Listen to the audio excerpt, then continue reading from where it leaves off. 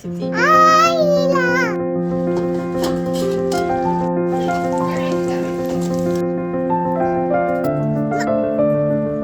மசாலா எடுத்து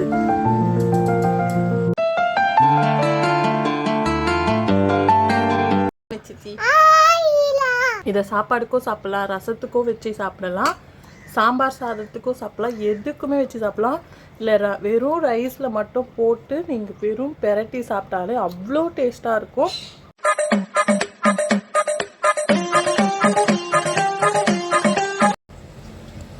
இந்த மசாலா எடுத்து டேஸ்ட் வேறு லெவலில் இருக்கும். மஸ்ட் ட்ரை பண்ணிவிட்டு எப்படி இருக்குன்னு கமெண்ட் செக்ஷனில் கமெண்ட் பண்ணுங்கள். ஹலோ ஃப்ரெண்ட்ஸ், எல்லோருக்கும் வணக்கம். எல்லோரும் எப்படி இருக்கீங்க? Welcome back to Vikruthi lifestyle. இன்றைக்கி சூப்பரான ரெசிபி தான் பார்க்க போகிறோம். என்னென்னா ப்ரான் மசாலா ரோஸ்ட். அதுக்கு ஃபஸ்ட்டு ப்ரானை நல்லா 5 to 6 டைம் வாஷ் பண்ணி எடுத்துக்கோங்க.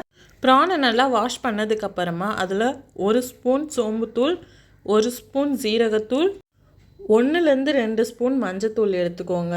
மஞ்சத்தூள் கொஞ்சம் எக்ஸ்ட்ராவே நான் போடுவேன். உங்களுக்கு எந்த அளவுக்கு தேவையோ அந்த அளவுக்கு போட்டுக்கோங்க. இல்லைன்னா 1 ஸ்பூனே போதும். நான் எப்போவுமே எறா நிறைய இருக்கிறதுனால நான் இப்போ 2 ஸ்பூன் போட்டேன். ஸ்மெல்லுக்காக. ஸ்மெல் எதுவுமே வராது. ஒரு மாதிரி எறா ரா ஸ்மெல்லாக இருக்காது. அதுக்கப்புறமா 2 ஸ்பூன் தனியாத்தூள், 1 spoon garam masala, 2 spoon chicken 65 masala. இது நான் 1 கிலோ எறா கிட்ட எடுத்திருக்கேன். அதனால தான் நான் இவ்வளோ குவான்டிட்டி போடுறேன். உங்களுக்கு காரத்துக்கு ஏற்ற மாதிரி நீங்கள் மிளகாத்தூளும் இந்த சிக்கன் 65 தூள் எல்லாமே ஆட் பண்ணிக்கோங்க. இது 1 கிலோ எறா, அதனால் நான் 2 ஸ்பூன் காஞ்ச மிளகாத்தூள் போட்டுக்கிட்டேன், சில்லி பவுடரு. அதுக்கப்புறம் 1 ஸ்பூன் மிளகுத்தூள். இந்த அளவு போட்டிங்கனாலே உங்களுக்கு கரெக்டாக இருக்கும். நான் எந்த ஸ்பூனில் போடுறேன்னு பார்த்துக்கோங்க. நான் ஒரு சின்ன ஸ்பூனில் தான் இதெல்லாம் அளந்து போடுறேன். ரொம்ப பெரிய ஸ்பூன் கூட கிடையாது. ஒரு குட்டி ஸ்பூனில் 1 கிலோ எறாக்கு நான் இவ்வளோ குவான்டிட்டி போடுறேன். இப்போது சப்போஸ் நீங்கள் நிறைய போட்டுட்டிங்கன்னா அது காரமும் அதிகமாகிடும், அப்புறம் டேஸ்ட்டும் மாறிடும். அதுக்காக தான். நீங்கள் சப்போஸ் காரம் விரும்புகிறவங்களா இருந்தீங்கன்னா காரம் கூட எக்ஸ்ட்ரா போட்டுக்கலாம். நான் இப்போ காஞ்ச மிளகாத்தூள் கூட குழம்பு மிளகாத்தூளும் ஆட் பண்ணிக்கிறேன். உங்களுக்கு காரத்துக்கு ஏற்ப உங்களுக்கு கார டேஸ்ட் எவ்வளோ வேணுமோ அந்த அளவுக்கு நீங்கள் மிளகாத்தூள் ஆட் பண்ணிக்கலாம். அதுக்கப்புறமா நான் எப்போவுமே ஃப்ரை பண்ணுறேன்னா பெருங்காயத்தூள் போட்டுப்பேன். பெருங்காயத்தூள் கொஞ்சம் எக்ஸ்ட்ராவே போடுவேன். ஏன்னா எண்ணெயில் ஃப்ரை பண்ணுறதுனால கொஞ்சம் மூச்சு பிடிக்கும், சிலருக்கு இருக்கும், அந்த ப்ராப்ளம் இருக்கும். அதனால் எப்போவுமே இஞ்சி பூண்டு பேஸ்ட்டும் இந்த பெருங்காயத்தூளும் கொஞ்சம் எக்ஸ்ட்ராவே போட்டுக்கோங்க, ரொம்பவே நல்லது. அதுக்கப்புறம் டேஸ்ட்டுக்கு ஏற்ற மாதிரி சால்ட்டு போட்டுக்கோங்க. உங்கள் டேஸ்ட்டுக்கு எவ்வளோ கரெக்டாக இருக்கோ அந்தளவுக்கு ஆட் பண்ணிக்கோங்க. நான் 1-2 ஸ்பூன் ஆட் பண்ணிக்கிட்டேன். கூட இந்த கருவேப்பிலை வாசனைக்காக. எப்போவுமே ஃப்ரை பண்ணும் போது கருவேப்பிலை போட்டிங்கன்னா டேஸ்ட்டு இன்னும் சூப்பராக கொடுக்கும். அதுக்காக தான். இப்போ கொஞ்சம் புளிப்பு சுவைக்காக 1 கிலோ எறாக்கு நான் 1/2 லெமன் எடுத்துக்கிறேன். 1/2 லெமன் எடுத்து அதில் பிழிஞ்சு விட்டுக்கிறேன்.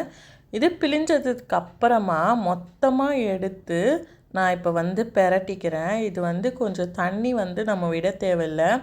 ஆல்ரெடி எறா நிறையவே தண்ணி விடும். அதனால் நீங்கள் எப்போவுமே ஃப்ரை பண்ணுறீங்கனாலும் சரி, எறாவை எதனா டிஷ் பண்ணுறீங்கன்னா தண்ணி மட்டும் ஆட் பண்ணிடாதீங்க. ஏன்னா எறாவே தண்ணி விடுன்றதுனால நீங்கள் தண்ணி ஆட் பண்ண தேவையில்லை.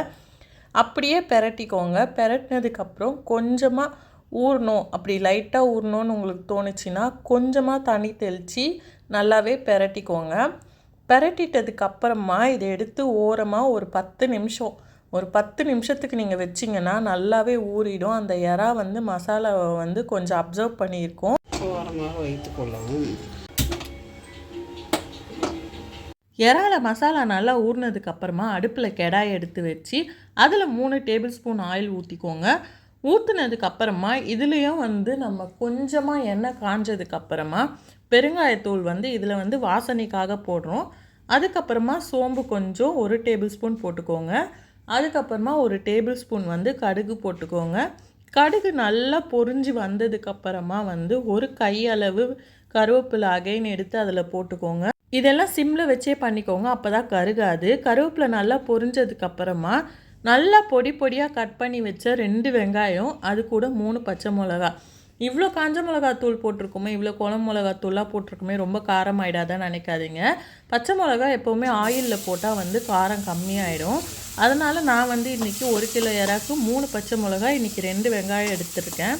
இதை வந்து அந்த ஆயிலில் வந்து நல்லாவே வதக்கிக்கோங்க. நல்லாவே வதங்கணும். அந்த ஆனியன் வந்து இருக்குன்னே தெரியக்கூடாது. அந்தளவு கோல்டன் ப்ரௌன் கலரில் வந்து நல்லாவே வதக்கிக்கணும். கடைசியாக வந்து இதில் வந்து கொஞ்சமாக இஞ்சி பூண்டு பேஸ்ட்டும் ஆட் பண்ணிக்கோங்க.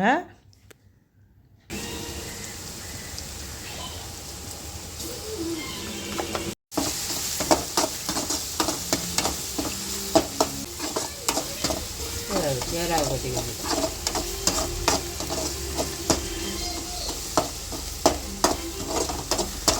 ஏறாக போட்டா